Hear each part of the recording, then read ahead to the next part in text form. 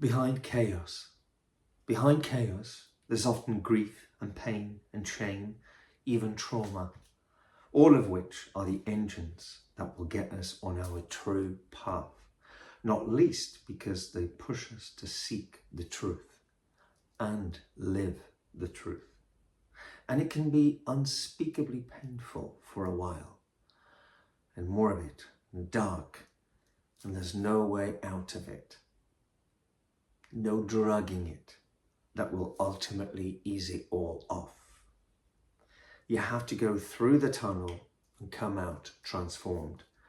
It's either that or a slow death. Hello there, my name is Nuno. I know this sounds a little dramatic, but those of us who, go through chaotic cycles, and I think, who doesn't really, deep down, we know that there is some truth here to this. And what I want to do with these texts, with these, reading to you these, from some of my journal entries, the idea here is to expand our awareness, to go deeper into the layers of awareness, of exploration of these things. And we go like, so I hope this can spark some kind of aha moments for you. So I'm going to continue reading. Chaos presents us numerous dangers. One of them is to use it as an excuse, as a convenient way to prolong staying stuck when there is simply no need to. Insisting on staying where you're not do anymore invites danger and a chosen suffering. I'm going to repeat that one because it's a tough one. Insisting on staying where you're not do anymore. So you feel that you're not ready for the next stage. And so, you're kind of waiting around to feel ready. But you know that day might not come because oftentimes, we don't feel ready. We have to kind of take the leap. It's a leap of faith. And we will feel ready by doing it. But it's also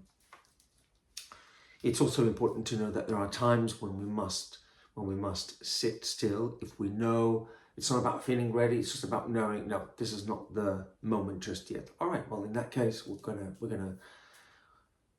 stay put, or we're gonna be present, with our doubts, with our questions, with our, this impasse kind of vibe. We're going to stay there until we get up, make some coffee, until we, have that impulse to act, which is not about readiness. It's just about honoring that calling that is within you, that almost barely audible voice that whispers to you, come on, it's time, let's go, it's now, speed up, right? And we do so with a lot of trepidation, it has to be said, but if it's the right moment, then it's the right moment. Anyway, I digress. I'm going to stick to the text. So I'll just repeat that one more time. Insisting on staying where you're not due anymore invites danger and a chosen suffering, right? At that point, you are choosing to suffer, to remain where you're not meant to remain anymore. And that is a choice. And we often, take a long time before we get that that's a choice. And why? Because of fear, perhaps, or perhaps more so because of fear, right? So an excessive respect of fear. So what can we do? We can turn it around and turn the chaos into a creative resource. We can do so because it already is, right? We just need to go higher with our awareness. We just need to, sit with our questions and not run away into easy answers. Just kind of continue with the exploration, and that is the making of the artist. That is the creative process. The resistance becomes part of, the creative act, as it were. On another note, perhaps we must begin by facing, and often that means telling, the truth. So, for example, on feeling behind, on the shame, on the guilt that can come with that, on, not having accomplished a number of things just so that you could accomplish what matters, all the while not quite knowing yet if you have, or even if you will. So those are dark periods when we just simply don't know. They have been called dark nights of the soul. There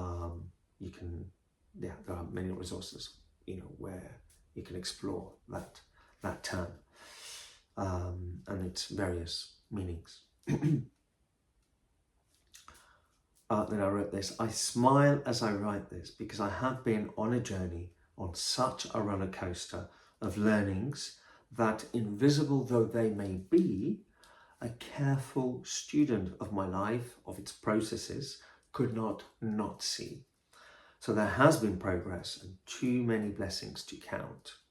Right? Sometimes we only get that, we only become aware of those in hindsight, right? And that is a blessing in itself, to be able to go like, right, it's that connecting the dots. Things I can celebrate. I have, I believe, acted on principles and lived by values much of the time, mistakes and all. I have descended into abysses and lost my dignity even a few times, for sure, but managed to get back on my feet, certainly miraculously. I am getting my life in order now. I am shedding, albeit with difficulty, the lingering layers of disappointment that still stem not just from things not having turned out the way I had envisioned, but from an over-romanticized view of life that tells me I am rewarded if I behave well. And all that jazz. I'm shifting into more authentic living, certainly more healing, much as a part of me not only fears that transition, but haunts me with intrusive, negative and destructive thoughts that have become louder than ever in my system. Perhaps because they know I am simply not budging, right? I am doing this. When I say I'm not budging, right, I mean that I let those parts of me that I'm not so fond of to be there, to stay there, to have their voice even, to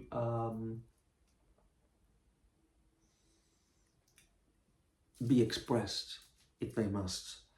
I'm just simply not giving them, not handing them the whole narrative, right? I'm not handing over my power altogether, right? I accept them, I make space for them, but on my terms. And what I mean by on my terms is, there are times when we can't control these things. Sometimes, we're like overloaded with with negativity, but we just don't let that inform our decisions, especially the most important decisions. Like, for example, forgiving people, trying not to blame others so much, ourselves, and so on.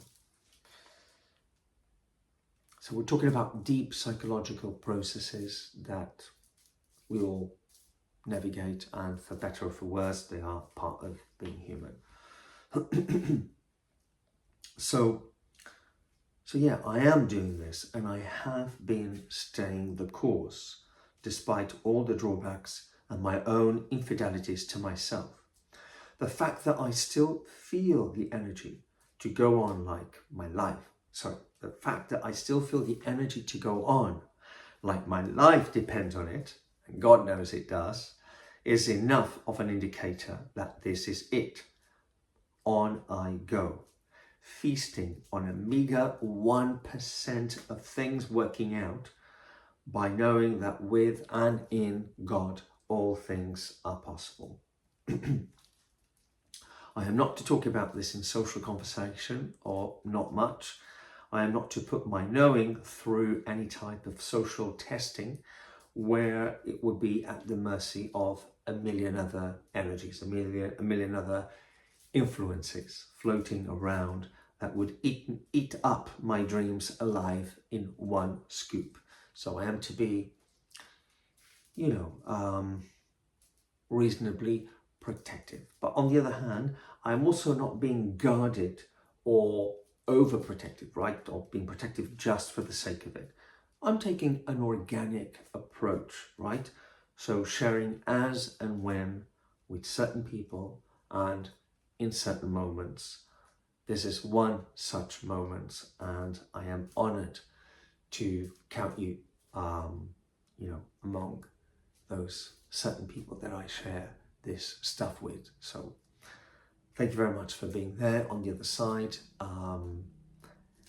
Feel free to, leave any comments, but thanks very much for just being there. All the best. Bye. Take care.